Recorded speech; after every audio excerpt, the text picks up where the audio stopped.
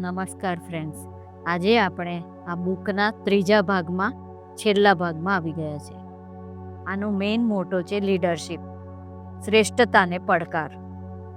આપણું ચેપ્ટર છે 18મો, મૂલ્યગણના, સફળતાનું નિર્ણાયક પરિબળ. અબ્રાહમ મેસ્લો કહે છે કે આખરે મનની પરમ શાંતિ માટે સંગીતકારે સંગીત બજાવતા જ રહેવું પડે, કલાકારે ચિત્ર દોરતા જ રહેવું પડે અને કવિએ કાવ્ય રચતા જ રહેવું પડે.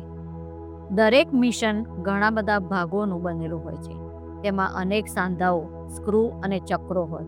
આખું મિશન સારી રીતે કામ કરી શકે એ માટે એ જરૂરી છે કે તેના આ બધા ભાગો અને સાંધાઓ એકબીજા સાથે તાલ મિલાવીને કામ કરે. એક ચક્ર ફરે ત્યારે તેની સાથે જોડાયેલું બીજું ચક્ર એ જ રીતે ફરવું જોઈએ, જેથી તે મશીન કામ કરી શકે. જો તે ચક્ર ઊંધું ફરવા લાગે તો મશીન ખોટકાઈ પડશે. મશીનના ભાગો વચ્ચે તાલમેલ જરૂરી છે. માણસનું મગજ પણ કંઈક અંશે મશીન જેવું જ છે.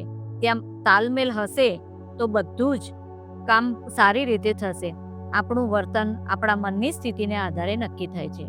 આપણા મનનો એક હિસ્સો આપણને આગળ વધવાનું કહે છે અને મનનો બીજો હિસ્સો આપણને અટકવાનું કહે.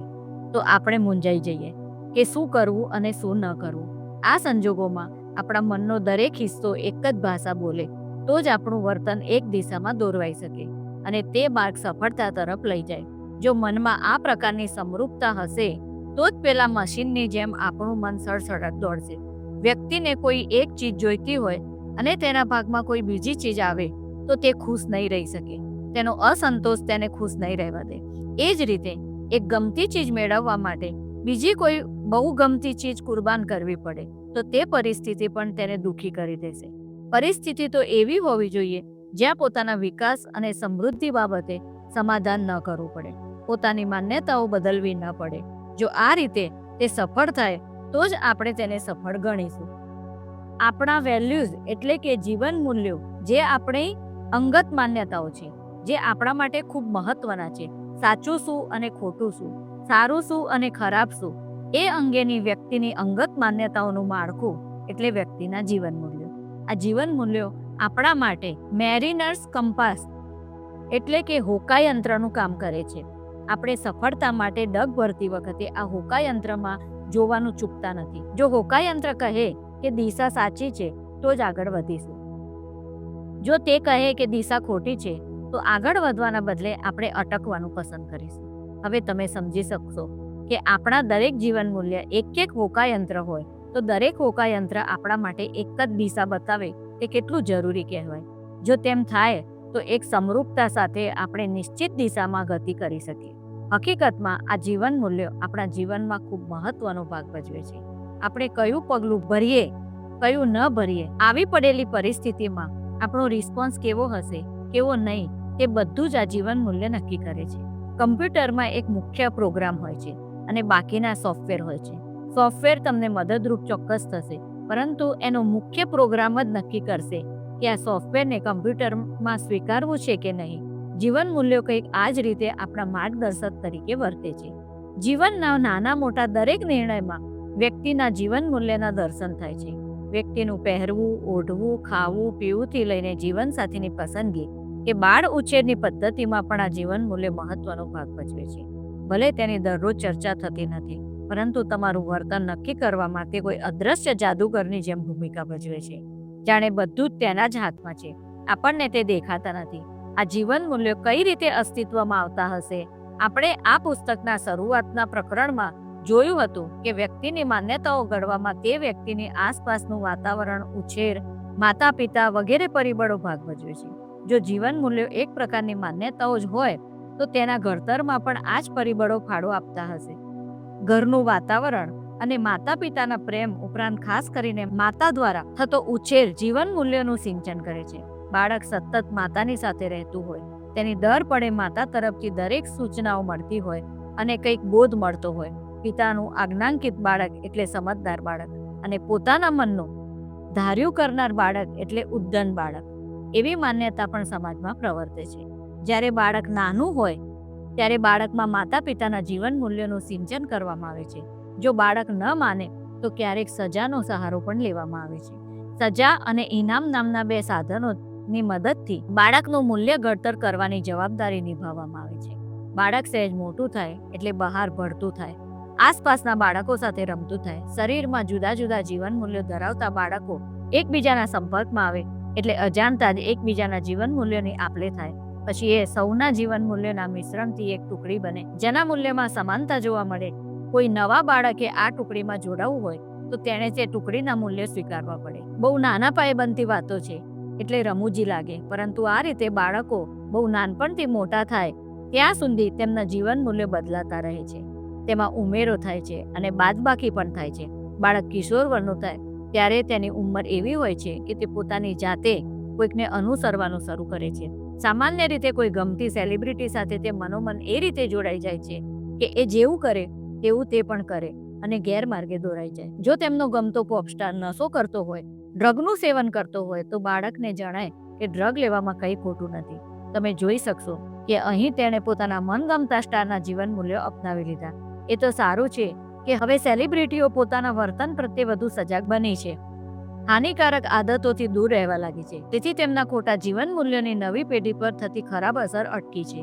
સહેજ આગળ વધીને કહીએ તો કેટલીક સેલિબ્રિટી સમાજને ઉપયોગી કામો કરે છે, તેની પ્રચાર માધ્યમમાં ચર્ચા થાય અને નવી પેઢી પર તેની સારી અસર પડે છે. દાન કરવું જોઈએ તે સૌ જાણે છે, છતાં સૌમાં દાનની ભાવના વિકસિત થતી નથી. જ્યારે આવા લોકો ટીવી પર જુએ કે પોતે જેના ચાહક હોય તેવા સુપરસ્ટાર તેમને દાન આપવા અપીલ કરે છે ત્યારે તેની ખાસ્સી ઊંડી અસર પડે છે અને તેઓ છૂટા હાથે દાન કરવા પ્રેરાય છે. અહીં આપણે જોઈ શકીએ છીએ કે વ્યક્તિના જીવન મૂલ્યના ઘડતરમાં પ્રચાર માધ્યમો પણ અગત્યનો ભાગ ભજવે છે. પ્રચાર માધ્યમો ઉપરાંત જીવન મૂલ્યના ઘડતરમાં સજા અથવા ઇનામની અસર પણ પડતી હોય છે. તમારા પ્રમોશન માટે તમે તમારા બોસના કેટલાક મૂલ્યોને તમારા જીવનમાં અપનાવો છો, જેથી ઇનામના રૂપમાં તમે પ્રમોશન મેળવી શકો. તે જ રીતે કંપનીના પોતાના પણ અમુક મૂલ્યો હોય છે. આ મૂલ્ય તમારા મૂલ્ય સાથે મેળ ન ખાતા હોય તો કંપની માટે તમે સજાપાત્ર બની જાઓ છો. બાળપણમાં શિક્ષકો પણ આપણા મૂલ્ય ઘડતર માટે સજા આપવાની કે ઇનામ આપવાની પદ્ધતિ અપનાવતા હતા. આમ સજા અને ઇનામના આ ચોકઠામાં અમુક ચોક્કસ પ્રકારના મૂલ્ય બદલવા આપણા માટે જરૂરી બની જતા.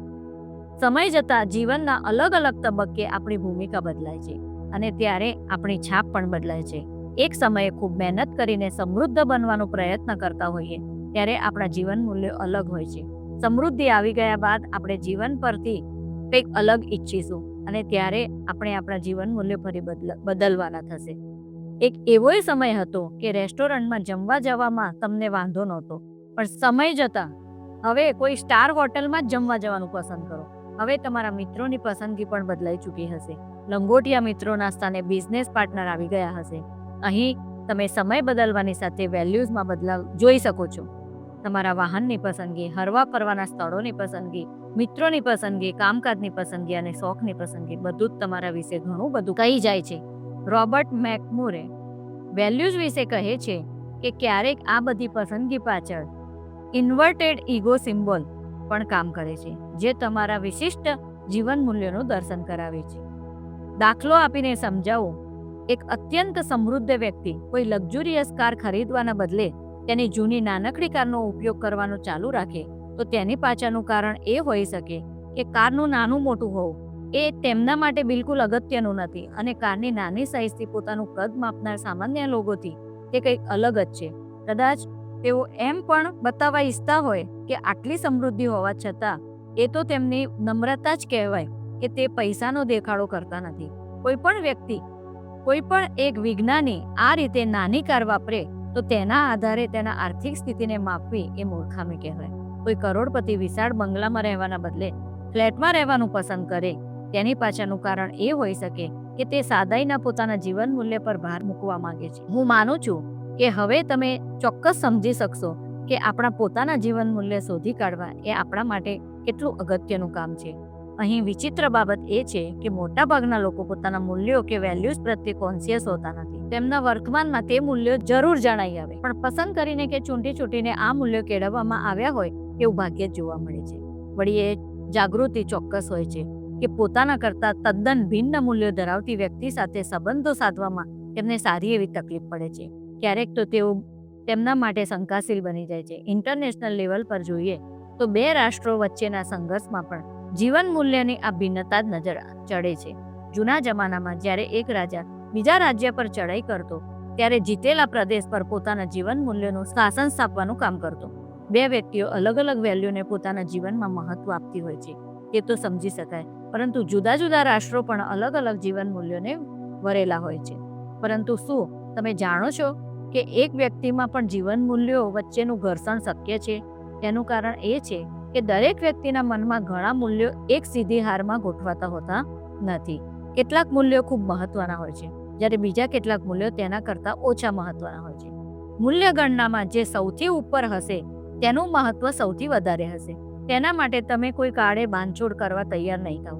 જે તેનાથી નીચે હશે તેનું મૂલ્ય સહેજ ઓછું હશે. તેથી જ્યારે બે મૂલ્ય વચ્ચેનો સંઘર્ષ થાય ત્યારે મૂલ્ય ગણનામાં તો તેનો ક્રમ કયો છે તે જાણવું જરૂરી બની જાય છે. આપણે ઉદાહરણ જોઈએ. એક વ્યક્તિ માટે મિત્રતાનું મહત્વ ઘણું છે અને બીજા નંબરે પ્રામાણિકતા આવે છે. બીજી વ્યક્તિ માટે પ્રામાણિકતાનું મહત્વ વધારે છે અને મિત્રતા બીજી સ્થાને આવે છે. તમે જોઈ શકશો કે પેલી વ્યક્તિના મિત્ર પર સંકટ આવે તો તે ગમે તેમ કરીને મિત્રને બચાવી લેશે, કારણ કે તેના માટે મિત્રતા ઘણી મહત્વની છે. એક વ્યક્તિ બિઝનેસને ખૂબ મહત્વ આપે છે અને પરિવારને સમય આપવો તે પણ તેને પસંદ છે.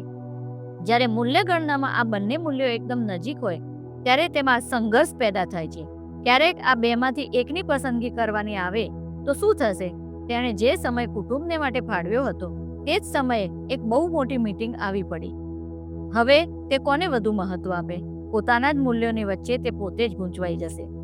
વ્યક્તિના વર્તનને જાણવા માટે તેના જીવન મૂલ્ય સમજવા જરૂરી બની જાય છે. આપણે સૌથી પહેલા એ જાણવું પડે કે વ્યક્તિના સૌથી મહત્વના મૂલ્યો કયા છે. તેણે તેના મૂલ્યોને કયા ક્રમમાં ગોઠવ્યા છે. તે કોને પ્રાયોરિટી આપવા માંગે છે અને કોને ઓછી પ્રાયોરિટી આપવા માંગે છે. જો વ્યક્તિને અન્ય વ્યક્તિના જીવન મૂલ્યો વિશે માહિતી ન હોય તો તે વ્યક્તિના વર્તનને સમજવું અને સ્વીકારવું ક્યારેક અઘરું બની જાય છે. જો તે એ જાણી લે તો તે સામી વ્યક્તિનું વર્તન સમજી શકે છે. એટલું જ નહીં, ક્યારેક તો અગાઉથી કલ્પી પણ શકે છે કે અમુક ચોક્કસ સંજોગોમાં તે કેવું વર્તન કરશે. તમારી પાસે તમારી પોતાની મૂલ્ય ગણના હોવી જોઈએ અને સામી વ્યક્તિની મૂલ્ય ગણના પણ હોવી જોઈએ. તેનાથી તમારા બંનેના સંબંધોને ઘણો ફાયદો થાય છે. જો મૂલ્યભેદ હોય તો અગાઉથી માહિતી હોવાના કારણે તમે તમારા મન સમક્ષની આંતરિક રજૂઆત બદલી શકો છો અને સંબંધો સાચવી શકો છો. જીવનની સૌથી મોટી સફળતા તો એ જ છે કે આપણે આપણા જીવન મૂલ્યોને વફાદાર રહીને જીવન જીવી શકીએ. ક્યારેક આપણા પોતાના બે મૂલ્યો વચ્ચે વિખવાદ ઊભો થાય છે. કોઈ એક વ્યક્તિ ખૂબ ઊંચા પગારની નોકરી કરે છે છતાં પોતાના કામ પર ધ્યાન કેન્દ્રિત કરી શકતી નથી. એનું કારણ કંઈ એવું ના હોઈ શકે કે તેઓ એવી માન્યતા ધરાવે છે કે પૈસો એક દૂષણ છે. તકલીફ કંઈક બીજી જ છે. આ વ્યક્તિ જીવન મૂલ્યોની ગણનામાં કુટુંબ જીવનનું મહત્વ દોલત કરતા વધારે છે. કામ કરતા સમયે તેને સતત એમ લાગ્યા કરે છે કે તે કુટુંબને આપવાના સમયના ભોગે આ કામ કરે છે. આ વાતનો રંજ તેને તેનું ધ્યાન કામ પર કેન્દ્રિત કરવા દેતો નથી. બહારથી જોવા જઈએ તો તેને ઊંચા પગારની સારી નોકરી સાથે કોઈ તકલીફ હોવી જોઈએ નહીં, પણ મૂલ્ય વચ્ચેનો આંતરિક સંઘર્ષ તેને દુઃખી રાખે છે. તેની મૂલ્ય ગણનામાં કઈ ફેરફારની જરૂરત છે, રીફ્રેમિંગની જરૂરત છે, જેથી તેનો રંજ દૂર થાય. આપણે જોઈએ છીએ કે સુખ સમૃદ્ધિ સાથેના ઘણા લોકો અંદરથી દુઃખી હોય છે અને ઘણા અભાવો વચ્ચે જીવતા લોકો ખુશખુશાલ હોય છે. કેટલાક કિસ્સામાં મૂલ્ય વચ્ચેનો વિખવાદ કારણરૂપ હોઈ શકે. બીજા કિસ્સામાં મૂલ્ય વચ્ચેની સંવાદિતતા જ સૌને સંતોષ આપી હશે. અહીં આપણે કયા જીવન મૂલ્ય સાચા અને કયા ખોટા તેની વાત કરીશું નહીં. તે અંગત પસંદગીનો સવાલ છે. અહીં માત્ર મૂલ્યોને એવી રીતે કેળવવાની વાત કરીશું જેથી તે તમને આગળ વધવા પ્રોત્સાહન અને સહકાર પૂરા પાડે. આપણા સૌ માટે કોઈ એક જીવન મૂલ્ય સૌથી વધુ મહત્વ ધરાવતું હશે, જેની સાથે આપણે કોઈ પણ સંજોગે બાંધછોડ કરીશું નહીં. સ્વતંત્રતા, પ્રેમ, આનંદ એમાંથી કંઈ પણ હોઈ શકે. કદાચ તમને એમ થશે કે તમારે આ બધું જ જોઈએ છે. બની શકે કે આ તમને બીજા 2-5 મૂલ્યો તમે ઉમેરવા માંગતા હો. કોઈકને મિત્રતામાંથી પ્રેમ જોઈતો હોય, કોઈકને આનંદ જોઈતો હોય, કોઈકને એક પ્રામાણિક મૈત્રી જોઈતી હોય, તો કોઈકને મિત્રતામાં સલામતીની ભાવનાનો અહેસાસ થતો હોય. મોટાભાગના લોકો પોતાની આવી પ્રાથમિકતાઓ અંગે કોન્શિયસ હોતા નથી. તેમને મિત્રતામાંથી આ બધું જ મળતું હોય છે, પણ તે અંગેની જાગૃતિ હોતી નથી. હવે મારે એ સમજાવવાની જરૂરત નથી કે આ જાગૃતિ કેટલી જરૂરી છે. તમે કોઈને સહેજ અમસ્તી મદદ કરવા નીકળો ત્યારે પણ તે વ્યક્તિના જીવન મૂલ્ય અંગે તમને ખ્યાલ હોય તે જરૂરી છે. તમે તેને આર્થિક મદદ કરવા ગયા અને તેના માટે પૈસા કરતાં સ્વમાનનું પ્રાધાન્ય વધારે હશે તો શું થશે? તમે તેને મદદ કરવાના બદલે નાહકને ઠેસ પહોંચાડશો. સૌથી પહેલા આ મૂલ્ય ગણનાને સમજીએ. આ કાર્ય કઈ રીતે કરીશું? આપણે પ્રશ્ન પૂછીશું અને તેના જવાબના આધારે આપણી સામે તેના જીવન મૂલ્યનો ક્રમ પ્રગટ થતો જશે. જીવન મૂલ્યનો આ વિષય એટલો વિશાળ છે કે આપણે કોઈ એક ચોક્કસ ફ્રેમમાં તેને મૂકીને તેના અંગે વાત કરીએ તો જ સરળતા રહે. આપણે કામકાજ, સંબંધો અને કુટુંબને અલગ અલગ ફ્રેમ તરીકે લઈશું અને તેના માટે અલગ અલગ સ્થાને કયા મૂલ્યો હોઈ શકે તે જોઈશું. તમે કોઈને પૂછી શકો કે તેના માટે અંગત સંબંધોમાં સૌથી મહત્વનું શું છે? શક્ય છે કે તે કહે, તેનાથી મને ઘણો ટેકો રહે છે. તમે તમારી પ્રશ્નાવલી આગળ વધારો અને પૂછો, ટેકો મેળવવો એ તમારા માટે કેમ મહત્વનું છે? તે કહેશે, તેનાથી મને પ્રેમનો અનુભવ થાય છે. તમે હવે પૂછશો, પ્રેમ આટલો મહત્વનો શા માટે છે? તે કહેશે, મને તેનાથી આનંદ મળે છે. તમે તેને સતત પૂછતા રહો કે તેમાં સૌથી મહત્વનું શું છે. આટલા પ્રશ્નોના અંતે તમારી પાસે તેના જીવન મૂલ્યોની યાદી તો આવી ગઈ છે. હવે તમારે માત્ર તેને ક્રમમાં ગોઠવવાની છે. તમે તેને પૂછી શકો, ટેકો મહત્વનો છે કે આનંદ? જો તે કહે આનંદ, તો સમજી જશો કે મૂલ્ય ગણનામાં ટેકા કરતાં આનંદનું સ્થાન વધુ ઉપર છે. તમે આગળ પૂછતા રહો, આનંદ વધુ મહત્વનો છે કે પ્રેમ? જો તે કહે કે આનંદ, તો તમે ખ્યાલ આવશે કે મૂલ્ય ગણનામાં આનંદ પ્રથમ ક્રમે છે. પછી તમે પૂછો, ટેકો મહત્વનો છે કે પ્રેમ? શક્ય છે કે અહીં તે કહે કે બંને મહત્વના છે. આ પ્રશ્નથી તે ગૂંચવાઈ શકે છે. તમે ફરી સમજાવો અને પૂછો કે તેને કોઈ ટેકો આપતું રહે તે ગમશે કે કોઈ પ્રેમ કરે તે ગમશે? તે થોડું વિચારીને કહેશે, ટેકા વગર ચાલશે, પણ હું ઈચ્છું છું કે મને કોઈ પ્રેમ કરતું રહે. હવે તમારી પાસે મૂલ્ય ગણનાનું બીજું પગથિયું પણ છે, તે છે પ્રેમ. આ રીતે અન્ય મૂલ્યોને પણ આમાં ઉમેરીને તેનો ક્રમ નક્કી કરી શકાય. આ વ્યક્તિ માટે આપણે કહી શકીએ કે તેને કોઈનો આધાર ન મળે તો પણ તેને વાંધો નથી, કારણ કે સંબંધમાં તે આવા ટેકા કરતાં વધારે મહત્વ આનંદ અને પ્રેમને આપે છે. આ તો મૂલ્યોની યાદી થઈ. હવે આપણે તેને ક્રમ અનુસાર ગોઠવીએ. પહેલા પ્રેમ, આનંદ, પારસ્પરિક સંવાદ, સન્માન, મસ્તી, વિકાસ, ટેકો, પડકાર, સર્જનાત્મકતા, ક્રિએટિવિટી, સુંદરતા, આકર્ષણ, આધ્યાત્મિક એકતા, સ્વતંત્રતા, પ્રામાણિકતા.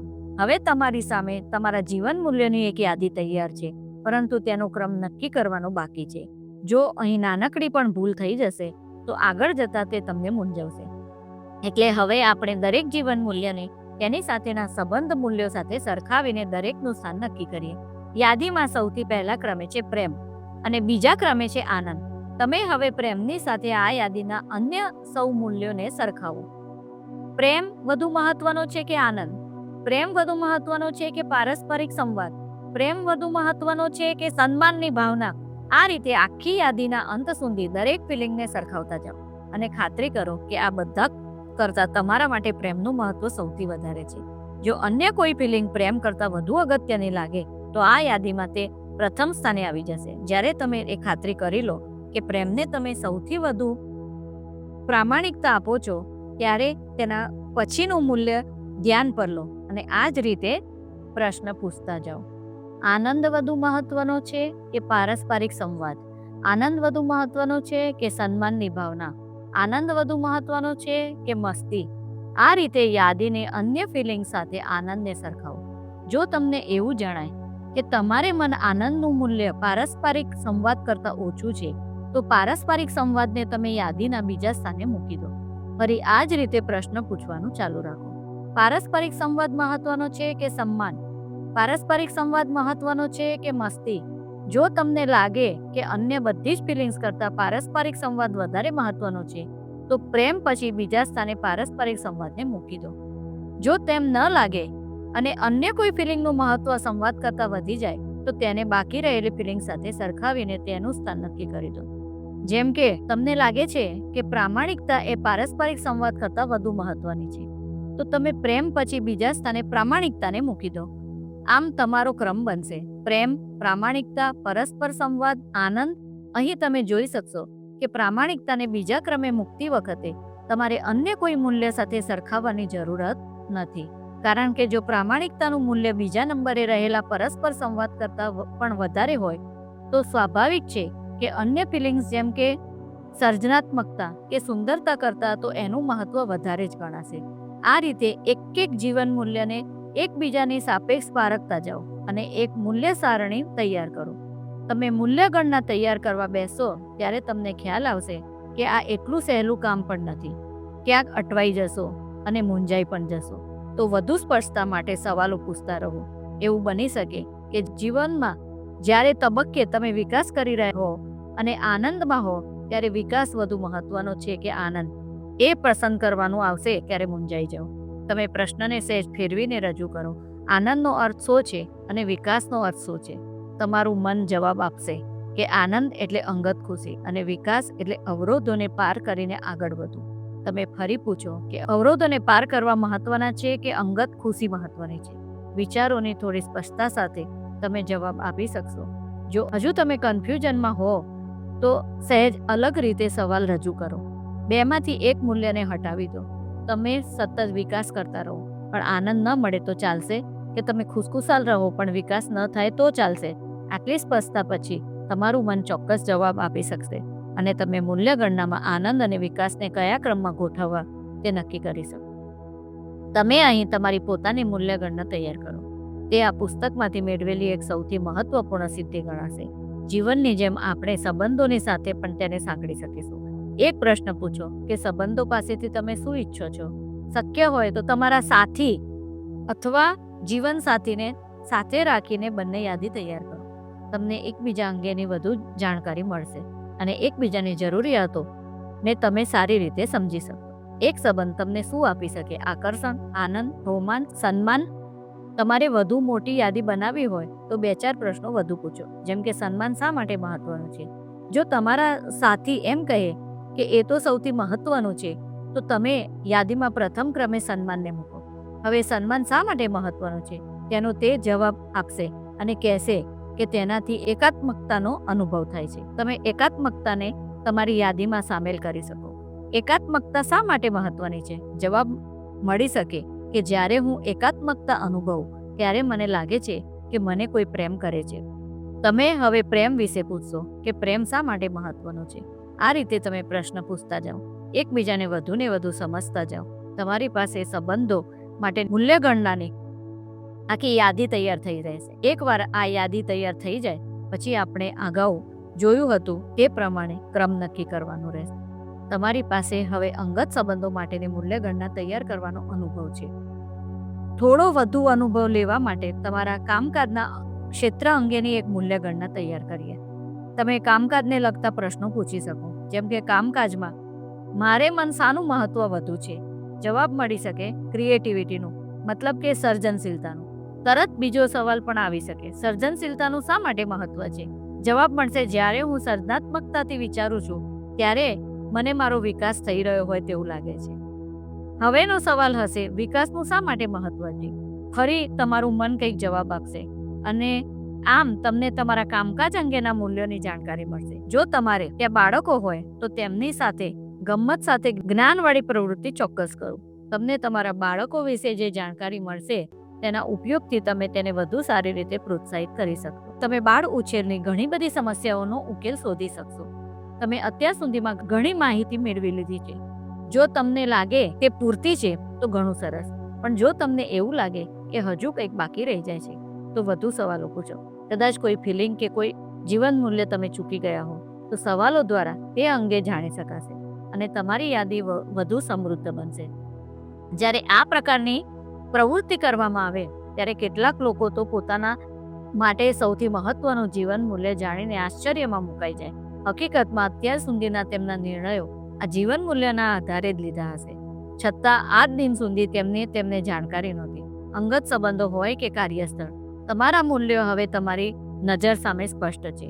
તેથી હવે પછીનો કોઈક નિર્ણય લેતા પહેલા તમે તે નિર્ણય શા માટે લો છો તે સ્પષ્ટપણે વ્યક્ત કરી શકશો. વળી તમારા માટે સૌથી મહત્વનું શું છે તે જાણ્યા પછી તમને તમારી શક્તિઓને કયા કામે લગાડવી તે નક્કી કરવામાં પણ તકલીફ નહીં પડે. મૂલ્ય ગણના તૈયાર કરવાથી કામ પૂરું થતું નથી, આપણે જાણીએ છીએ કે કોઈ પણ એક ભાવના સાથે જોડાયેલી લોકોની અપેક્ષા તો અલગ અલગ હોય છે. નીચેનું ઉદાહરણ લઈને આ વાત સમજીએ. જો પ્રેમ એ સૌથી મહત્વનું જીવન મૂલ્ય હોય તો પૂછવું જોઈએ કે તમને પ્રેમનો અનુભવ ક્યારે થયો? શું થાય તો તમને લાગે કે તમને પ્રેમ કરવામાં આવ્યો? શું થાય તો તમને કોઈ કે પ્રેમ કરવાની ઈચ્છા થાય? તમને એવું ક્યારે લાગે છે કે કોઈ તમને પ્રેમ કરતું નથી? તમે આ પ્રશ્નના ઉત્તર મેળવશો એટલે તમે કેવા પ્રકારની પ્રેમની અભિવ્યક્તિ પસંદ કરો છો કે તમારા મનમાં સ્પષ્ટ થશે. આ ઘણી લાંબી અને થકવી નાખે તેવી પ્રવૃત્તિ છે, છતાં પોતા અને અન્યને સમજવા માટે તે ઘણી જરૂરી છે. તમને તમારા વિશે માહિતી મળશે, તમારી ઈચ્છાઓ અને અપેક્ષાઓ વિશે માહિતી મળશે, અને તમે શેની ઈચ્છા પૂર્તિ કહો છો તે પણ સ્પષ્ટ થઈ જાય. એ તો સ્પષ્ટ છે કે દુનિયામાં આપણા સંપર્કમાં આવનાર દરેક વ્યક્તિને આ રીતે વિગતવાર સમજવી કે એ કંઈ બહુ વ્યવહારિક નથી, છતાં કેટલાક એવા ખાસ સંબંધો તો હોવાના જ, પતિ પત્ની, માતા બાળક કે પિતા બાળક, જેમની સાથે જીવનભરનો નાતો છે. તેથી તેમને આપણે જેટલા વધુ સમજીશું, સંબંધોમાં મધુરતા એટલી જ વધશે. તમે કોઈ રમતના કોચ હોઈ શકો અથવા બિઝનેસમેન પણ હોઈ શકો. તમારા માટે તમારા ખેલાડીઓ અથવા ગ્રાહકોના જીવન મૂલ્યો જાણવા અનિવાર્ય છે. આ તમારું કામકાજનું ક્ષેત્ર છે, અને જીવન મૂલ્યોની માહિતી વધુ હશે તો તમે કોચ તરીકે વધુને વધુ સારી કામગીરી બજાવી શકશો. જીવનના ગમે તે ક્ષેત્રમાં એકબીજા પાસેથી નાની મોટી અપેક્ષાઓ તો હોવાની જ. પછી તે સંબંધો, અંગત સંબંધો જેવા ગાઢ હોય કે બિઝનેસમેન અને ગ્રાહક જેવા વ્યાવસાયિક હોય, અપેક્ષાઓ ક્યારેય શબ્દોમાં વ્યક્ત કરવામાં આવતી નથી, પણ વ્યક્તિના જીવન મૂલ્યો જ આવી અપેક્ષાઓને ઘડે છે. તમે આ જીવન મૂલ્યો સમજી લીધા હશે તો અગાઉથી જ તેમની સાથેનું તમારું વર્તન કેવું હોવું જોઈએ તે નક્કી કરી શકો. જીવન મૂલ્યોને ઓળખવાનો એક સરળ રસ્તો છે. તમે સામી વ્યક્તિની વાતોને ધ્યાનથી સાંભળો. સામાન્ય રીતે વ્યક્તિ વાતચીતમાં અમુક એવા ચાવીરૂપ શબ્દોનો ફરી ફરીને ઉપયોગ કરતો હોય છે જે તેમના મહત્વના જીવન મૂલ્યો તરફ ઇશારો કરે છે. બે વ્યક્તિઓ એક જ સુખદ પ્રસંગનું વર્ણન કરતી હોય પણ બંનેની શબ્દ પસંદગી અલગ હશે, કારણ કે દરેક પોતાના મૂલ્યની દ્રષ્ટિએ તે પ્રસંગને મૂલવતી હશે. એક વ્યક્તિ કહેશે કે તેને તે આખો પ્રસંગ ખૂબ ગમ્યો કારણ કે તેના આયોજનમાં ક્રિએટિવિટી હતી. બીજી વ્યક્તિ કહેશે કે આખો પ્રસંગ એટલે ગમ્યો કે બધા હળી મળીને મજા કરતા હતા. તમે જોઈ શકશો કે પહેલી વ્યક્તિ ક્રિએટિવ છે, જ્યારે બીજી વ્યક્તિ વધુ સામાજિક અને માણસપ્રિય છે. તમને આ બંને વિશે આટલી માહિતી મળી ગઈ છે એટલે તેના આધારે તમે નક્કી કરી શકશો કે તેમને પ્રોત્સાહિત કરવાની જરૂર પડે તો કયો રસ્તો અપનાવવો. દરેક વ્યક્તિ માટે એક ટોચનું જીવન મૂલ્ય એવું હોય છે જેની સાથે તે ક્યારેક બાંધછોડ નહીં કરે. જો તે જીવન મૂલ્યને જાળવવામાં તેને નોકરી કરવાનો વારો આવે તો તે નોકરી કરશે, અને તે જ કારણસર નોકરી છોડવી પડે તો છોડી દેશે. દુનિયાના ઘણા ખરા લોકો માટે પૈસો એ એક એવું જીવન મૂલ્ય છે જેનું મહત્વ સૌથી વધારે હોય છે. બીજા કેટલા એવા પણ છે જે કોઈ અન્ય બાબતને મૂલ્યવાન ગણે છે. આ મૂલ્યવાન બાબત એ કુટુંબ પ્રેમ હોઈ શકે, ક્રિએટિવિટી પણ હોઈ શકે, અને માનવતા પણ હોઈ શકે, જેની સાથે તેણે ક્યારેય સમાધાનકારી વલણ નહીં બતાવે. બિઝનેસની વાત કરીએ તો મેનેજરો માટે આ રીતે પોતાના કર્મચારીઓના જીવન મૂલ્ય જાણવા બહુ જરૂરી બને છે. મેનેજર તે માટે ફરી એક ચોક્કસ પ્રકારના પ્રશ્નો દ્વારા માહિતી મેળવી શકે. તમે આ નોકરી શા માટે પસંદ કરી? કર્મચારી તરફથી જવાબ મળશે, અહીંના ક્રિએટિવ વાતાવરણ માટે. આ રીતે અન્ય સવાલો પૂછીને તેના જીવન મૂલ્યોની આખી યાદી તમે મેળવી શકો. બીજા સવાલ એ પૂછી શકો, એવું શું બને જેથી તમે નોકરી છોડવા પ્રેરાવ? કદાચ કોઈ કર્મચારી કહે અવિશ્વાસ. તમે આગળ પૂછી શકો, એવું શું હોઈ શકે કે અવિશ્વાસભર્યું વાતાવરણ હોવા છતાં તમે નોકરીમાં ટકી રહો? કેટલાક કહેશે કે અવિશ્વાસભર્યા વાતાવરણમાં અમે બિલકુલ ન ટકી શકીએ, તો કેટલાક કહેશે કે વિકાસની તક મળે તો અમે ટકી જઈએ. તમે એક પ્રશ્નમાંથી બીજા પ્રશ્ન પૂછતા રહો, ઉત્તરો મેળવતા રહો, અને આ પ્રશ્નાવલીના અંતે તમને જે તે વ્યક્તિના મૂલ્ય અંગેની વિગતવાર માહિતીનો ખજાનો મળી જશે. મેનેજરને પહેલેથી ખબર હોય છે કે અમુક ચોક્કસ બાબતો કર્મચારીઓના નોકરી છોડવાનું કારણ બની શકે, તો તેના માટે કેટલીક ઉપયોગી માહિતી કહેવાય. મેનેજરે અંતે એક સવાલ પૂછવો જરૂરી બને છે. જો કર્મચારી માટે વિશ્વાસ એ સૌથી મોટું જીવન મૂલ્ય હોય તો હવે પછીનો સવાલ એ હોય, એવું શું બને જેથી તમને લાગે કે વિશ્વાસ ભંગ થયો? એવું શું બને જેથી તમને લાગે કે તમારી ઉપર વિશ્વાસ મૂકવામાં આવ્યો છે? દરેક કર્મચારીનો જવાબ અલગ અલગ હોઈ શકે. કોઈ કર્મચારી એમ કહે કે એની જવાબદારી ઓછી કરી નાખવામાં આવી. તેનો અર્થ એ થયો કે હવે તેના પર વિશ્વાસ નહીં. કોઈ વળી એમ કહે કે મને મારી રીતે કામ કરવાની સ્વતંત્રતા આપવામાં આવતી નથી કારણ કે મારા પર વિશ્વાસ નથી. મેનેજમેન્ટ પાસે દરેક કર્મચારી અંગેની આ બધી જ માહિતી હોવી જોઈએ. કેટલાક મેનેજરની અપેક્ષા એવી હોય છે કે હું જો આટલો પગાર આપતો હોઉં તો બદલામાં કર્મચારીએ આટલું કામ તો કરવું જ જોઈએ. કંઈક અંશે આ વાત સાચી છે, પરંતુ કર્મચારીઓનો પણ અલગ અલગ દ્રષ્ટિકોણ હોઈ શકે. કેટલાક કર્મચારીઓ ક્રિએટિવિટીને મહત્વ આપતા હોય, કેટલાકને સાથી કર્મચારીઓ સાથે એક ચોક્કસ જૂથમાં કામ કરવાનો જ આનંદ હોય. જો કોઈ કારણસર આ જૂથ તૂટી જાય તો તેમના કામ પર નેગેટિવ અસરો જોવા મળે. સામા પક્ષની અપેક્ષાઓ સમજવી તે પણ તેની જવાબદારી બને છે અને આ અપેક્ષાઓ જાણવા માટે જે તે કર્મચારીઓ માટે સૌથી વધુ મૂલ્યવાન શું છે તે જાણવું આવશ્યક છે. મેનેજરને ખબર હોવી જોઈએ કે કયા કર્મચારીઓ કયા કારણસર નોકરી છોડવાનું વિચારી શકે અને કયા કારણો તેમને સારામાં સારું કામ કરવા માટે પ્રેરે છે. મેનેજર અને કર્મચારીઓ વચ્ચેના સંબંધને સમજવા માટે તમારે આ મહેનત લેવાની છે. હું જાણું છું કે તેમાં તમારો ઘણો સમય જશે, પરંતુ કર્મચારીઓ સાથે લાંબા ગાળાના સંબંધો ઈચ્છતા હો તો આ મહેનત કરવા જેવી ખરી. તે વાત ભૂલશો નહીં કે પોતાના મૂલ્ય માટે દરેક વ્યક્તિ અત્યંત સંવેદનશીલ હોઈ શકે છે. તમે માત્ર તમારા જીવન મૂલ્યોના આધારે તેમની સાથે વધશો તો બની શકે છે કે તમારી નજરે બધું જ બરાબર હોવા છતાં લાંબા ગાળે આ સંબંધો કડવાશ ભર્યા બની જાય. અહીં એક સેતુ બનાવવાનો છે જે તમારા જીવન મૂલ્યો અને કર્મચારીઓના જીવન મૂલ્યો વચ્ચેની ખાઈ પૂરે. એ બિલકુલ આવશ્યક નથી કે સમાન જીવન મૂલ્ય ધરાવતી વ્યક્તિઓ જ એકબીજા સાથે કામ કરી શકે. માત્ર એટલી સમજ હોવી જરૂરી છે કે સામી વ્યક્તિના જીવન મૂલ્યોને જાણીને જ તેમની પાસેથી શી અપેક્ષા રાખવી તે નક્કી કરવામાં આવે. વ્યક્તિગત વિકાસમાં જીવન મૂલ્યોની આ માહિતી કોઈ ખરાબ આદતને દૂર કરવામાં પણ સહાયક બની શકે છે અને બહુ ઝડપથી પરિણામ આપે છે. વળી આ પદ્ધતિનો ફાયદો એ છે કે સુધારો કાયમી બની શકે છે અને છોડેલી કુટેવ ફરી આવતી નથી. મારી જાણમાં એક મહિલા છે જેને સિગરેટની આદત છોડવી હતી. ઘણા પ્રયત્નો કર્યા હતા, પરંતુ જીવન મૂલ્ય સાથે જોડેલો આ પ્રયત્ન સંપૂર્ણ સફળ રહ્યો. તેના માટે પોતાનું ગૌરવ અને અન્યનું સન્માન એ સૌથી મહત્વના જીવન મૂલ્યો હતા. સિગરેટ છોડતી વખતે તેણે નક્કી કર્યું કે દુનિયાની એવી 5 વ્યક્તિઓ જેના માટે તેને ભારોભાર માનશે તેમને પત્ર લખીને તે જણાવશે કે તેણે હંમેશ માટે સિગરેટ છોડી દીધી છે. તેણે પત્રો લખ્યા અને સિગરેટ છોડી દીધી. તેના માટે આ યુક્તિ અદ્ભુત કામ કરી ગઈ અને તેણે સિગરેટ તરફ કદી નજર પણ નાખી નથી. જો કદાચ તેણે સિગરેટ પીવાની તરફ જાગે તો પણ તેનું આત્મગૌરવ તેને તેમ કરવા દે તેમ નથી. સિગરેટ કરતાં તો તેના માટે તેના જીવન મૂલ્યો ચોક્કસ વધુ મહત્વના હતા. આજે તે તંદુરસ્ત જીવન જીવે છે.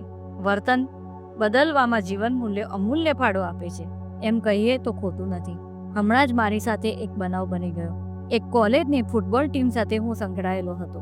આ ટીમમાં 3 ક્વાર્ટરબેક હતા. આ ત્રણેયના જીવન મૂલ્ય અલગ અલગ હતા. મેં માત્ર એક પ્રશ્ન પૂછીને એ ત્રણેયના જીવન મૂલ્ય સમજી લીધા કે તેમના માટે ફૂટબોલ રમવાનું શું મહત્વ છે. ફૂટબોલ તેમને એવું શું આપે છે. પહેલા ક્વાર્ટરબેકનો જવાબ હતો કે ફૂટબોલને કારણે તે પોતાના પરિવારને પોતાના પર ગર્વ લેતો કરી શકે છે. તે પોતે ભારે આસ્તિક હોવાથી ફૂટબોલ રમવું તે તેના માટે ઈશ્વરની પ્રાર્થના સમાન છે. બીજા ખેલાડીએ કહ્યું કે ફૂટબોલ તેના માટે પોતાની શક્તિ પ્રદર્શનનું સાધન છે. બધી જ મર્યાદાઓ તોડીને અંતે વિજય મેળવવો, અન્ય સૌને હરાવી દેવા તે તેનું જીવન મૂલ્ય છે. ત્રીજો ખેલાડી મારા પ્રશ્નનો જવાબ જ ન આપી શક્યો. તે પેલા મૂવીઝ અવે ફ્રોમ પ્રકારનો હતો. પૈસે ટકે ગરીબ હતો અને કુટુંબમાં કોઈ ખાસ સુખ શાંતિ નહોતા. આવા સંજોગોમાં તે પોતાની જાતને ફૂટબોલ સાથે શું સાંકળે. તમે સમજી શકશો કે મારે દરેક સાથે અલગ રીતે વાત કરવાની હતી. પહેલા ખેલાડીને હું એમ ન કહી શકું કે સામે ટીમને કચડી નાખે અને વિજયનો સિક્કો જમાવી દે. જો મારાથી આવી ભૂલ થઈ જાય તો તેમના મૂલ્યો વચ્ચે જ ટકરાવ થઈ જાય. તેની સંવેદનશીલતાને સીધો ધક્કો પહોંચે. બીજો ખેલાડી આક્રમક હતો. તેને હું એમ ન કહી શકું કે સરસ રીતે જીતીને તારો વિજય જીસસને અર્પણ કરી દે. જ્યારે મૂલ્યોને ઓળખીને આ ખેલાડીઓને કોચિંગ આપવાનું ચાલુ થયું ત્યારે ખ્યાલ આવ્યો કે પેલો ત્રીજો ખેલાડી તો સૌથી વધુ કાબેલ હતો.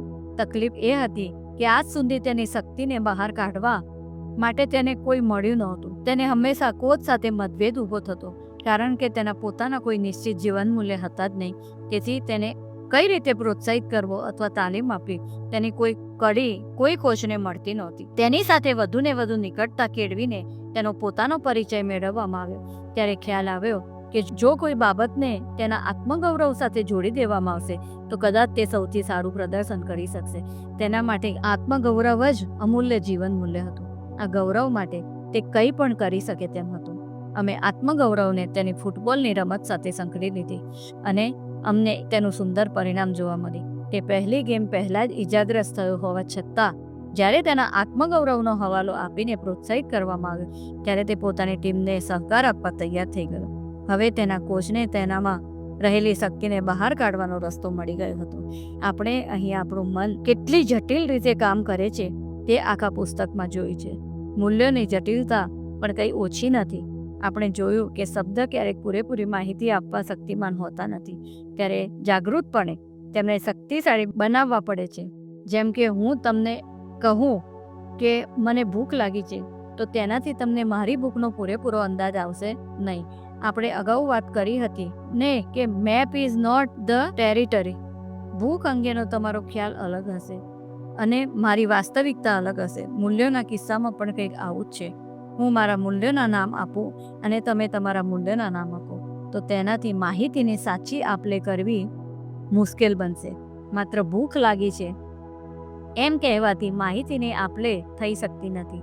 તે જ રીતે જીવન મૂલ્યનું માત્ર નામ કહેવાથી વાતચીત અધૂરી જ રહે છે અને એકબીજાને સમજી શકાતા નથી.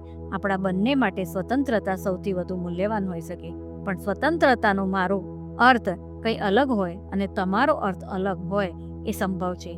મારે મન સ્વતંત્રતા એટલે કંઈ પણ કરવાની આઝાદી, ગમે ત્યાં કરવાની આઝાદી અને ગમે તેટલું કરવાની આઝાદી. જ્યારે તમારે મન સ્વતંત્રતાનો અર્થ તદ્દન અલગ હોઈ શકે.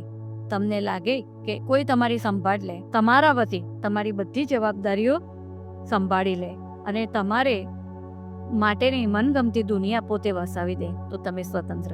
અહીં જોઈ શકાય છે કે એક જ મૂલ્ય છે છતાં તેના અર્થ અલગ અલગ હોવાથી અપેક્ષાઓ ઘણી બદલાઈ જાય છે. એનો અર્થ એ થયો કે સામી વ્યક્તિના મૂલ્યો જાણવા માટે તે મૂલ્યોને તે પોતા શું અર્થ કરે છે તેની વિગતવાર માહિતી હોવી પણ જરૂરી છે. તમારો નકશો જેટલી વધુ વિગતવાર માહિતી આપતો હશે તેટલો જ તે હકીકતથી વધુ નજીક હશે. માર્ટિન લ્યુથર કિંગ જુનિયર કહે છે કે જો માણસને એટલી ખબર ન હોય કે એ કયા હેતુ માટે મૃત્યુ પામશે તો જીવવા માટે લાયક નથી. જીવન મૂલ્યો આપણા માટે ખૂબ મહત્વના છે જે આપણી લાગણીઓ સાથે જોડાયેલા છે. આ જ કારણે એક સમાન મૂલ્યોથી જોડાયેલા લોકોની સહિયારી શક્તિ ઉત્તમ બની જાય છે. તમે જોયું હશે એ ભાડુતી આક્રમણકારીઓ કે ઘૂસખોરો ક્યારેય એક સેનાનો સામનો કરી શકતા નથી. સેના દેશની સુરક્ષાના ધ્યેય સાથે વર્ષોથી એક ચોક્કસ જીવન મૂલ્ય સાથે જીવી રહી છે. આપણા મનમાં રહેલી દરેકે દરેક ઇમોશન આપણા મૂલ્ય સાથે સતત જોડાયેલી છે. કુટુંબ પ્રેમ, દેશભક્તિ કે કાર્ય પ્રત્યેનું કમિટમેન્ટ તેના ઉદાહરણો છે. જીવન મૂલ્યોને ઓળખ્યા બાદ દરેક વ્યક્તિ માટે તે મૂલ્યોનો અર્થ શું છે તે ઝીણવટભરી માહિતી મેળવવી એ મહત્વપૂર્ણ કાર્ય છે. જીવન મૂલ્ય અનુસાર અપેક્ષાઓ જાણવી જરૂરી બને છે. કોઈક વ્યક્તિ ફરિયાદના સૂરમાં કહે, તેણે તો મને કહ્યું હતું કે તેને મારા માટે ઘણો પ્રેમ છે, તે કેટલો જુઠ્ઠો હતો. વાસ્તવમાં પેલી વ્યક્તિ જુઠ્ઠી નહીં હોય.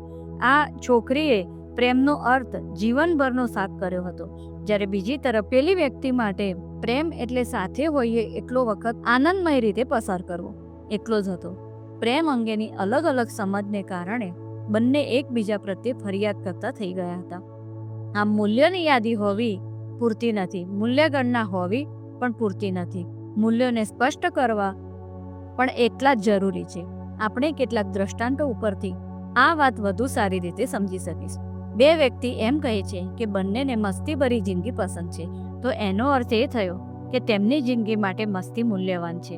હવે બંનેને પૂછીએ કે મસ્તી અંગેની તેમની વ્યાખ્યા શું છે.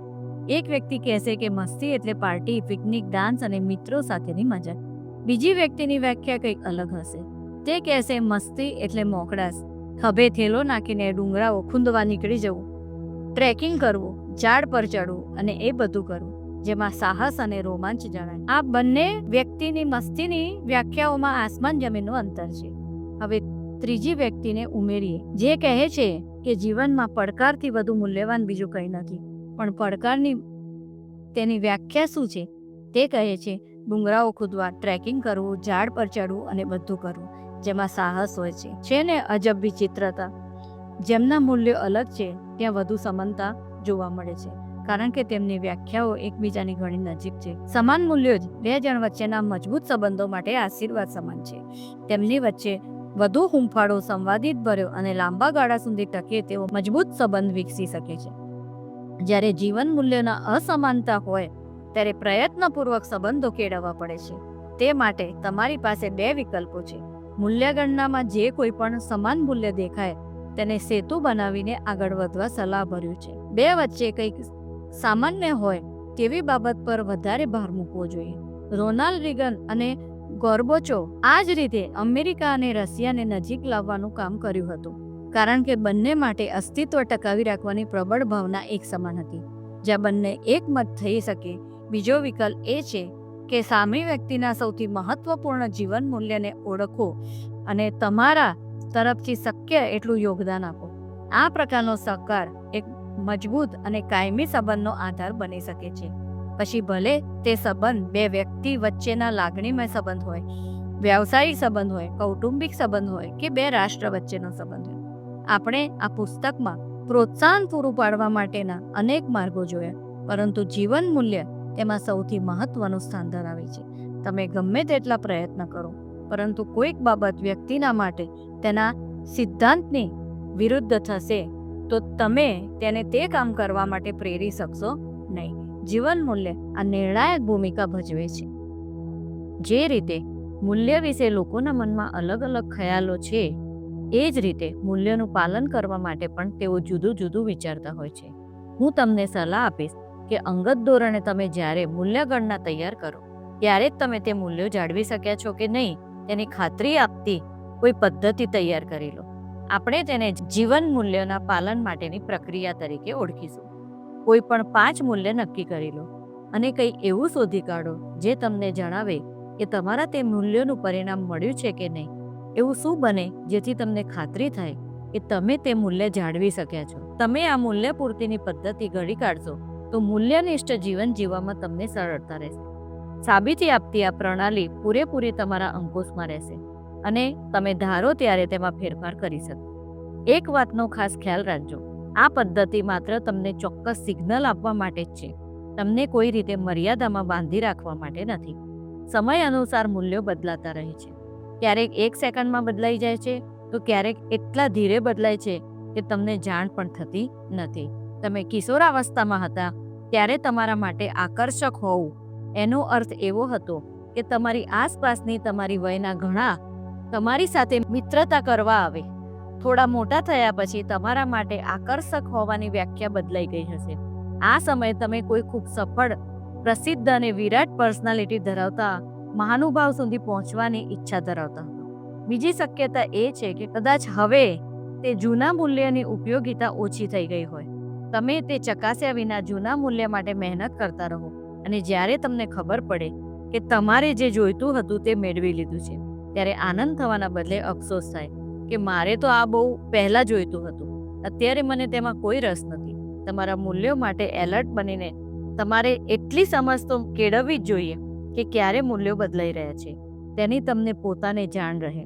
પ્રકરણ 11માં આપણે ગોલ અંગે આવી જ કંઈક વાત કરી હતી, તે યાદ કરી લઈએ.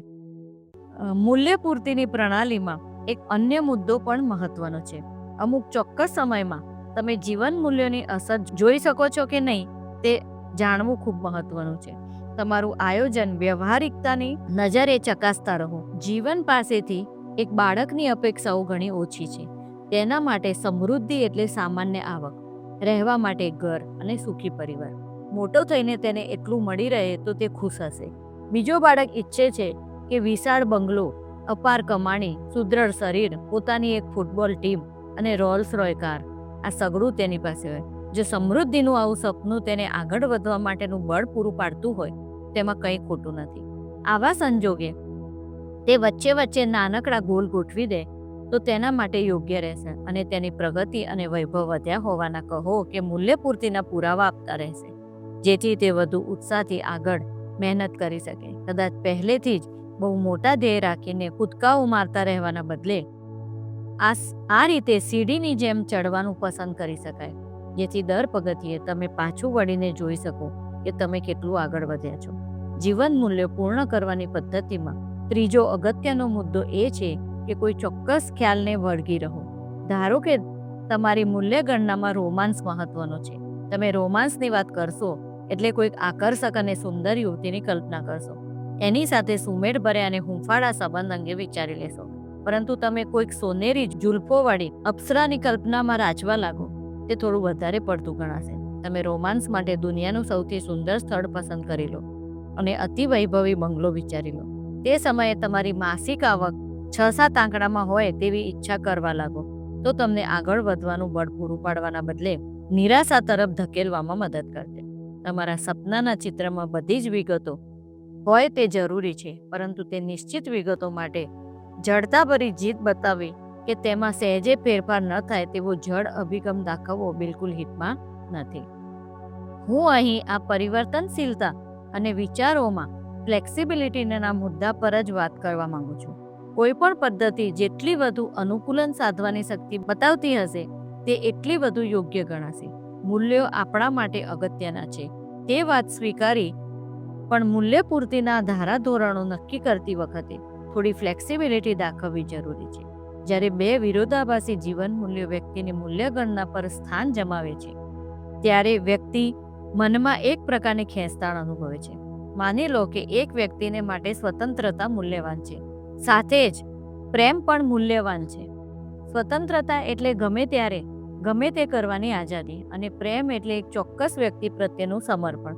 ક્યારેક એના સમર્પણને કારણે આઝાદીનું ગળું રૂંધાય અને ક્યારેક આઝાદીના કારણે સમર્પણના મૂલ્યને ન્યાય ન આપી શકાય.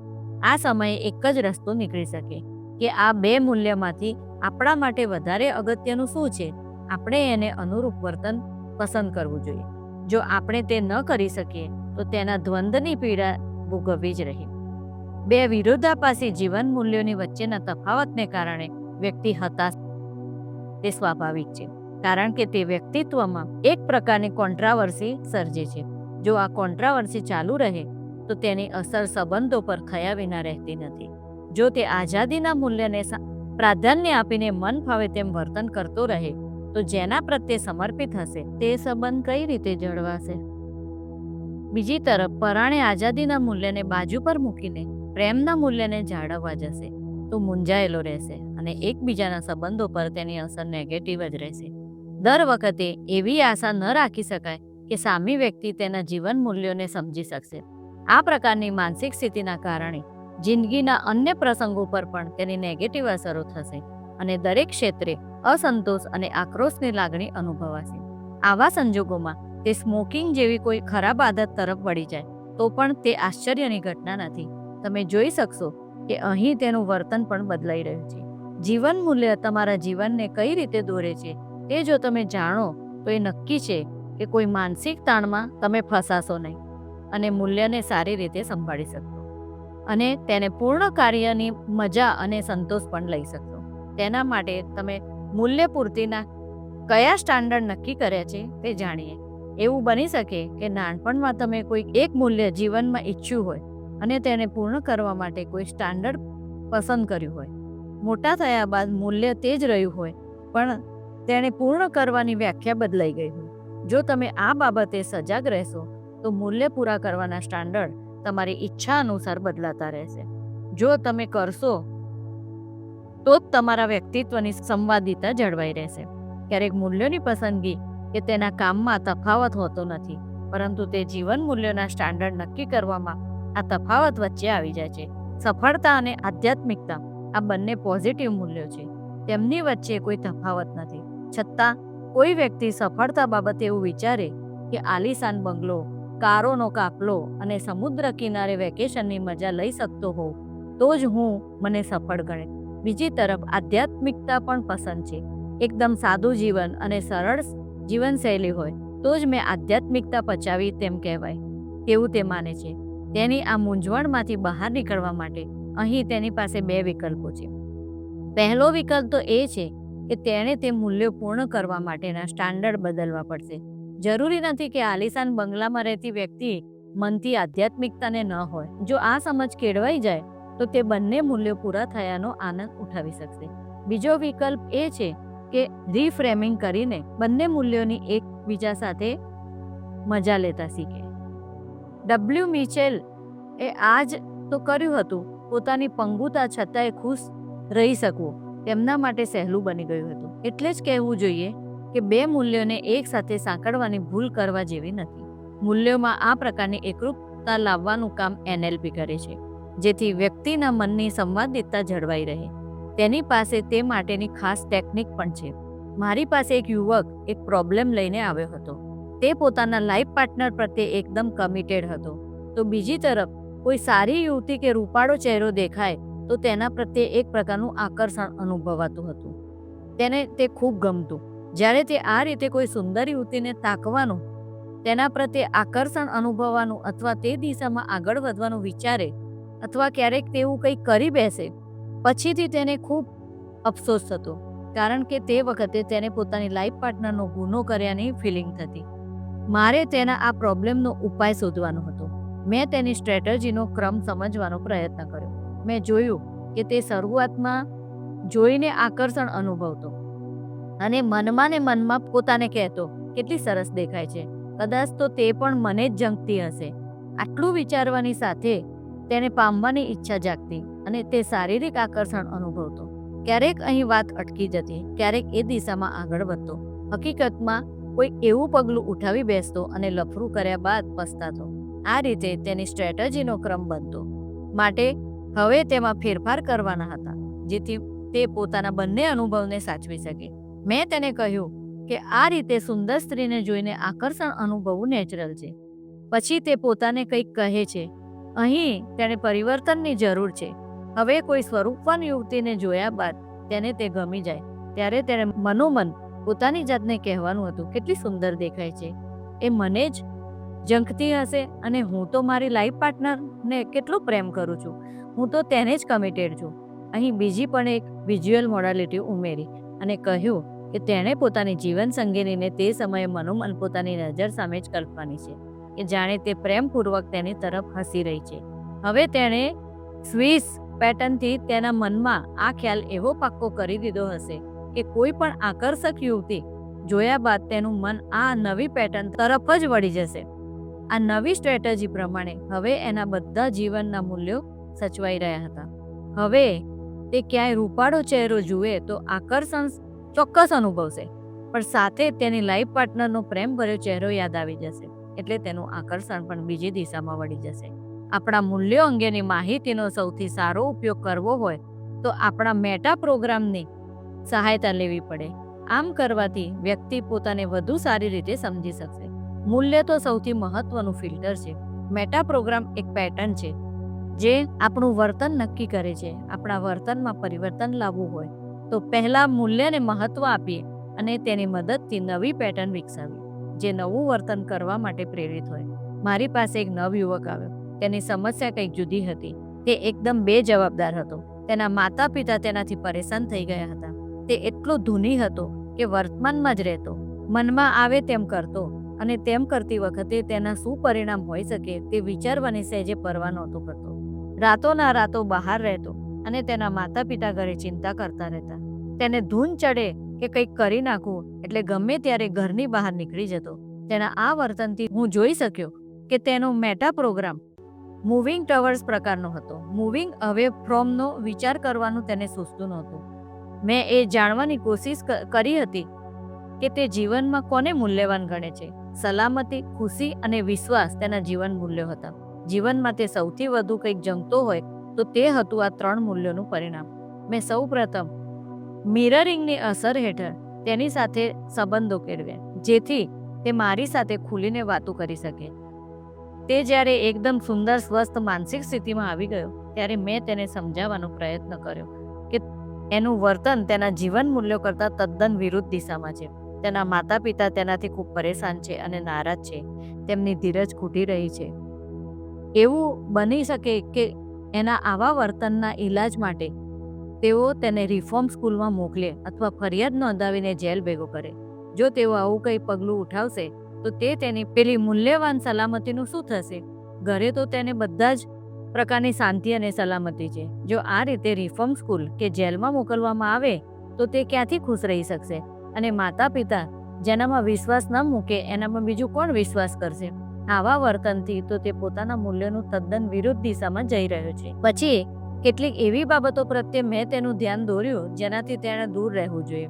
મૂવિંગ અવે ફ્રોમ પ્રકારનો મેટા પ્રોગ્રામ જે તેના માટે અપનાવવાનો અઘરો હતો.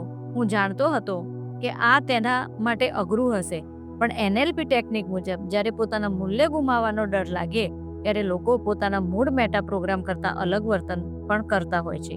એટલે મને એનો સહકાર મળી શક્યો. આ સાથે મેં તેને અમુક ચોક્કસ જવાબદારીઓ સોંપી. તેણે તે પૂરી કરવાની હતી. તેનો અર્થ થયો મૂવિંગ ટવર્ડ્સ પ્રકારનો મેટા પ્રોગ્રામ તેને અહીં મદદરૂપ થવાનો છે. મેં તેને કહ્યું કે રોજ રાત્રે 10 વાગ્યા સુધીમાં તેણે તેના ઘરે પહોંચી જવું પડશે. તેણે 7 દિવસમાં યોગ્ય નોકરી શોધી લેવી પડશે અને ઘરે હોય ત્યારે ઘર તરફની પોતાની જવાબદારી પણ નિભાવવાની રહેશે. તેનો પોતાનો મેટા પ્રોગ્રામ એવો જ હતો કે તે આ બધું હોંશે હોંશે કરી લે. મેં તેને 60 દિવસની મુદત આપી અને કહ્યું કે ત્યારબાદ તેના વર્તનની ફરી ચકાસણી કરવામાં આવશે. તેના માતા પિતા તેના પર ભરોસો કરે છે કે નહીં તે જણાવવામાં આવશે. તેના માટે આ બધું જ કરવું જરૂરી છે, કારણ કે તેનો એક મેટા પ્રોગ્રામ જરૂરિયાતથી પ્રેરાઈને કોઈ પણ કાર્ય કરવું તે પ્રકારનો હતો. તમે જોઈ શકશો કે જીવન મૂલ્ય આપણા જીવનમાં કેટલીય વિશાળ અસરો ધરાવે છે. આ 2 ઉદાહરણો પરથી તમે નોંધ્યું હશે કે તેની મદદથી કેટલા મોટા ફેરફાર સરળતાથી લઈ શકાય છે. જ્યારે આપણે નાનકડા અણુની શક્તિથી અજાણ હતા ત્યારે આપણા વશમાં તે શક્તિ હતી નહીં. આજે આપણે અણુ શક્તિના માલિક થઈ ગયા છીએ. તે જ રીતે જીવન મૂલ્ય વિશે અજાણ હોઈએ પરંતુ તેના અંગે જાણતા થઈએ તો તેને યોગ્ય રીતે ઓળખીએ આપણે ઈચ્છિત પરિણામ મેળવી શકીએ છીએ. વળી આ જીવન મૂલ્ય તો માન્યતાઓનું એટલું મોટું સ્ટ્રક્ચર છે જેની અસર સમગ્ર વિશ્વ પર થઈ શકે છે. તેથી મૂલ્યોમાં યોગ્ય પ્રકારના ફેરફારથી અમુક વિવાદ ટાળી શકાય અને વિશ્વ સ્તરે અપનાવવા લાયક સારા જીવન મૂલ્યોને ઉત્તેજન પણ આપી શકાય. લો ત્સુ તાઓ તે કિંગ કહે છે કે જે બીજા વિશે જાણે છે એ શિક્ષિત છે, પણ પોતાના વિશે જાણે છે એ ઇન્ટેલિજન્ટ છે. જે બીજાને કંટ્રોલમાં રાખે છે એ શક્તિશાળી હોઈ શકે, પણ પોતાને કંટ્રોલમાં રાખે એ મહાન છે. અત્યાર સુધી આપણે વેલ્યુ કોન્ફ્લિક્ટ્સને કારણે પેદા થતી મૂંઝવણને માત્ર અનુભવતા હતા, તેના મૂળને ઓળખતા નહોતા. આ જ કારણે ક્યારેક આપણા મનની અંદર તો ક્યારેક આસપાસની વ્યક્તિઓ સાથે આપણને આ મુદ્દે વિવાદ થતો. પણ હવે આપણે વેલ્યુ કોન્ફ્લિક્ટ્સ શું છે તે જાણીએ છીએ તો પરિસ્થિતિને કઈ રીતે કાબૂમાં લેવી તે વધુ સારી રીતે નક્કી કરી શકીશું. ક્યારેક આપણે તે કામ રીફ્રેમિંગની મદદથી કરી શકીશું. ક્યારેક આપણે મૂલ્ય પ્રાપ્તિની ખાતરી માટે જે માપદંડો નક્કી કર્યા હતા તેમાં ફેરફાર કરીને કરી શકીશું. અને ક્યારેક આપણે સબમોડાલિટીનો ઉપયોગ કરીને ધાર્યું પરિણામ મેળવી શકીશું. ક્યારેક તો વેલ્યુ કોન્ફ્લિક્ટ્સ હોતા જ નથી, માત્ર તેની ખાતરી માટે આપણે નક્કી કરેલા માપદંડો જ વિરોધી હોય છે. ક્યારેક વળી વેલ્યુ કોન્ફ્લિક્ટ્સ દ્રશ્યનો અવાજ ધીમો કરીને અથવા દ્રશ્ય ધૂંધળું કરીને પણ તેની અસર ઘટાડી શકીશું. જરૂર પડે ક્યારેક મૂલ્યોમાં પરિવર્તન પણ લાવીશું. તે માટે તમારી સબમોડાલિટીનો ઉપયોગ કરીને આ કાર્ય સરળતાથી કરી શકાશે. તમે અહીં સબમોડાલિટીની સહાયતાથી તમારા મન સામે થતી આંતરિક રજૂઆત બદલો છો. પરિણામે તમે મૂલ્યોને પણ સહેલાઈથી બદલી શકશો. મારે એક આવો કોયડો ઉકેલવાનો થયો હતો. એક વ્યક્તિની મૂલ્ય ગણનામાં સૌથી ઉપર ઉપયોગિતા રાખવામાં આવી હતી. આ યાદીમાં પ્રેમ તો છેક 9મા સ્થાને હતું. તમે જોઈ શકશો કે આમાં તકલીફ હતી. તે સૌને ઉપયોગી થવા છતાં તેનું કોઈ સાથે સાયુજ્યભર્યો સંબંધ બાંધી શકાતો નહોતો, કારણ કે પ્રેમને તેણે પોતે જ મહત્વ આપ્યું નહોતું. હું જોઈ શક્યો કે તેના મનમાં ઉપયોગિતાનું ચિત્ર ઘણું મોટું અને તેજસ્વી હતું. તેમાં તેણે અમુક મનગમતા અવાજો પણ સામેલ કર્યા હતા. જ્યારે 9મા ક્રમે રહેલા પ્રેમ માટે ચિત્ર નાનું હતું, ઝાંખા રંગો હતા અને મનોપટ પર ડાબી બાજુ નીચેના ભાગમાં ક્યાંક આડું અવળું પડ્યું હતું. મારે તેની આ સબમોડાલિટી બદલવાની હતી. તમે સમજી શકશો કે મેં તેને કઈ રીતે કહ્યું હશે. મેં અહીં સ્વિચ પેટર્નની મદદથી તે કામ પાર પાડ્યું. હવે તે પોતાની મૂલ્ય સારણીમાં પ્રેમને સૌથી ઉપરના સ્થાને મૂકી શક્યો છે અને ઉપયોગિતાનું સ્થાન બદલાયું છે. આ કારણે તેની આખી દુનિયા જાણે કે બદલાઈ ગઈ છે. તેના માટે પ્રેમનું મહત્વ વધ્યું છે અને તે કારણે તેના વર્તનમાં પણ ઘણું પરિવર્તન આવ્યું છે. આપણને એટલું તો શીખવા મળે છે કે મૂલ્ય બદલાય છે ત્યારે માનવી બદલાય છે. જે લોકો બદલાતા નથી તેઓ કદાચ મૃતપ્રાય અવસ્થામાં જીવે છે. આ બાબત અંગે સજાગ બનશું તો પરિવર્તનનો સરળતાથી સ્વીકાર કરી શકીશું. અકારણ મૂલ્યને પકડી રાખનારનો અર્થ નથી, નહીં તો જિંદગી અટકી પડે છે. તેથી મૂલ્યોને સતત પારખતા રહેવું અને મૂલ્ય સિદ્ધિના માપદંડો તપાસતા રહેવા જરૂરી બને છે. આપણે થોડા વિરોધાભાસી મૂલ્યોની સાથે કઈક અંશે સતત જીવીએ છીએ. જેવી રીતે આખો સમાજ પરિવર્તનના સમયગાળા દરમિયાન ઘર્ષણ અનુભવતો હોય છે, તે જ રીતે વ્યક્તિના જીવનમાં પણ બનતું હોય છે. અમેરિકામાં 60ના દાયકામાં આવું જ કંઈક બન્યું હતું. પરંતુ જો આપણને આ પ્રકારના મૂલ્યોના ઘર્ષણ અંગે અગાઉથી માહિતગાર હોઈએ તો તે પરિસ્થિતિને સારી રીતે સંભાળી શકીએ. તેથી વિરુદ્ધ જો આપણે આ પરિસ્થિતિને કે મૂલ્યના ઘર્ષણને ઓળખી ન શકીએ તો મૂંઝવણમાં મુકાઈ જઈએ અને યોગ્ય પગલાં ઉઠાવવાનું સૂઝે નહીં. આ કપરા સંજોગોમાં અકળામણના કારણે સ્મોકિંગ, નશો કે અન્ય કોઈ કુટેવનો ભોગ બની જઈએ. આ મૂલ્ય ઘર્ષણ ઉપરાંતની એક નવી સમસ્યાને આમંત્રી બેસીએ. તેના બદલે મૂલ્યોને ઓળખીએ, મૂલ્ય ગણનાને ઓળખીએ અને મૂલ્ય માટેના માપદંડો તપાસતા રહીએ. અલ્ટિમેટ સક્સેસ ફોર્મ્યુલા ને અહીં પણ લાગુ પાડી શકાશે. તમારે કયા મૂલ્યો જાળવવા છે અને મૂલ્ય ગણનાનો ક્રમ શું છે તે ઓળખો, તેને અનુરૂપ પગલાં ઉઠાવો અને તમને શું પરિણામ મળી રહ્યું છે તે ચેક કરતા રહો. જરૂર પડે મૂલ્ય ગણનાના ક્રમમાં કે મૂલ્ય માટેના માપદંડોમાં પરિવર્તન લાવવાની ફ્લેક્સિબિલિટી બતાવો. જો તમારું અત્યારનું કોઈક વર્તન તમારા મૂલ્યને અનુરૂપ ન જણાય તો તમારે તે બદલવાની પરિવર્તનશીલતા બતાવવી પડશે. આ રીતે તમે મૂલ્ય અને વર્તન વચ્ચેનો સંઘર્ષ દૂર કરી શકશો. એક અંતિમ મુદ્દાનો ઉલ્લેખ કરી દઉં. જાણે અજાણે આપણે સૌ સતત મોડેલિંગ કરતા જ હોઈએ છીએ. બાળકો મોટાને અનુસરે અને કર્મચારીઓ માલિકને. તે સ્વાભાવિક છે. તે સમયે વડીલ કે માલિક તરીકે આપણી જવાબદારી વધી જાય છે. એક આદર્શ મોડેલ સાબિત થવા માટે જેવું બોલીએ એવું વર્તન કરવું પડે. જે મૂલ્યોમાં માનતા હોઈએ તે મૂલ્યોનું અનુસરણ આપણા વર્તનમાં દેખાય તો તે એકરૂપતા જ આપણને અનુકરણીય બનાવી શકે. માની લો કે તમે કોઈક એક ચોક્કસ બાબત માટે કમિટેડ છો અને તે કમિટમેન્ટ જાળવી રાખો છો, પરંતુ તમે તમારી જિંદગીમાં પ્રસન્ન જણાતા નથી. તમારું મૂલ્ય તો જળવાય છે, પરંતુ મૂલ્ય જળવાવાની ખુશીના સ્થાને એક પ્રકારનો અસંતોષ અને ફરિયાદ જ દેખાય છે. આવા સંજોગોમાં તમને રોલ મોડેલ માનનારું બાળક શું શીખશે? તેને લાગશે કે આ કમિટમેન્ટના કારણે તમે અકળાયેલા રહો છો, તો તે કમિટમેન્ટનો ગુણ કેળવી શકાશે નહીં. જો કેળવાશે તો તમારી જેમ દુઃખી જ રહેશે અને મૂલ્ય સચવાયાનો આનંદ લઈ શકશે નહીં. તેના બદલે જો તમારા જીવનમાં તેને મૂલ્ય પ્રાપ્તિની પ્રસન્નતા અને સંતોષ જોવા મળે તો તે ખુશ થઈને આ ગુણ અપનાવી શકશે. ચાલો એવા લોકોને યાદ કરો જેમણે તમારા જીવનમાં બહુ મહત્વની ભૂમિકા ભજવી હોય. તમે જોઈ શકશો કે તેઓ તમારા રોલ મોડેલ બની શક્યા કારણ કે તેમના વાણી વર્તનમાં સમાનતા હતી. તેમના મૂલ્યો અને વર્તન એકબીજાને સહકાર આપતા હતા. તેથી તેઓ સફળ થઈ શક્યા. દરેક ધર્મ પુસ્તક જીવન મૂલ્યોની વાતોથી સમૃદ્ધ હોય છે. તેથી કથાઓ કે જીવન ચરિત્રોમાં ઉડીને આંખે વળગી તેવી કોઈ બાબત હોય તો તે છે જીવન મૂલ્ય આપણા સૌના જીવનમાં. આ પુસ્તકો દ્વારા જેનું સિંચન કરવામાં આવે છે તે બીજું કંઈ નહીં, બસ જીવન મૂલ્ય જ છે. તમારી આસપાસની વ્યક્તિને મન સૌથી મહત્વની બાબત કઈ છે તે તમે જાણી લો, એટલે તમે તેનું જીવન મૂલ્ય જાણી લીધું તેમ કહી શકાય. તમે તે જાણી લેશો એટલે એ પણ જાણી શકશો કે તમે તેની જરૂરિયાતોને કઈ રીતે પૂરી કરી શકો તેમ છો. બની શકે કે તેના આધારે તમે તમારા પોતાના જીવન મૂલ્યોને ઓળખી શકો. હવે આપણે આવતા પ્રકરણમાં એવી 5 સમસ્યાઓની વાત કરીશું જેનો દરેક સફળ વ્યક્તિએ સામનો કરવો પડે છે.